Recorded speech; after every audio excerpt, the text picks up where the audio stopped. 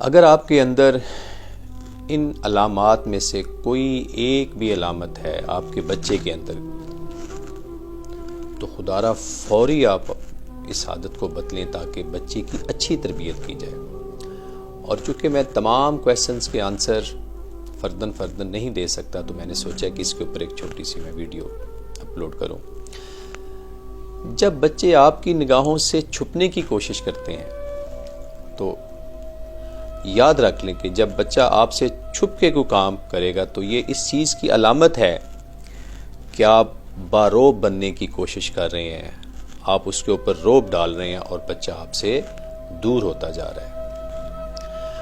اگر آپ کا بچہ حد سے زیادہ شرمیلا اور سہما ہوا رہتا ہے تو یہ علامت ہے اس بات کی کہ آپ اس کو زیادہ سمجھانے لگے ہیں، مطلب ہر وقت آپ اس کو سمجھاتے رہتے ہیں، اس کی معصوم شرارتوں سے آپ لطف اندوز نہیں ہوتے، آپ اس کو وقت سے پہلے بڑا دیکھنا چاہتے ہیں۔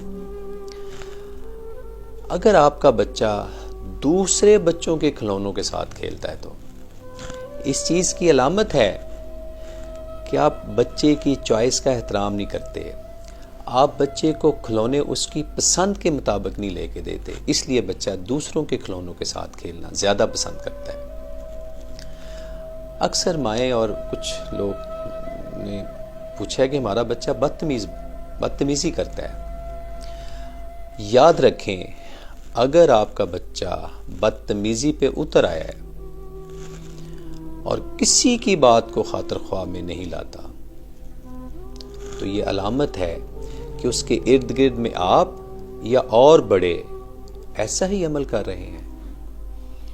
دوسرا اس کا ایک پہلو یہ ہے کہ آپ حد سے زیادہ لاڈ کر رہے ہیں، جس کی وجہ سے بچہ آپ کو کسی خاطر میں نہیں لے کے آتا اور بدتمیز ہو جاتا ہے۔ پھر کسی نے پوچھا ہے کہ بچے میں چڑچڑا پن ہو جاتا ہے۔ یاد رکھیں مائی ڈیئرز، اگر ہم اور آپ پوری توجہ نہیں دیتے بچے کو تو اس وقت بچے کے اندر یہ حرکت آتی ہے، اور یہ اس وقت ہوتا ہے جب ماں اور باپ اس سے کم عمر بہن بھائیوں کی طرف زیادہ توجہ دیتے ہیں اور اس کو کم اہمیت دیتے ہیں، اس کو کم ٹائم دیتے ہیں، اور اس کو لگ رہا ہوتا ہے کہ اس کو نظر انداز کیا جا رہا ہے، تو بچے کے اندر ایک عجیب سی کیفیت ہوتی ہے جس کو ہم چڑچڑا پن کہتے ہیں۔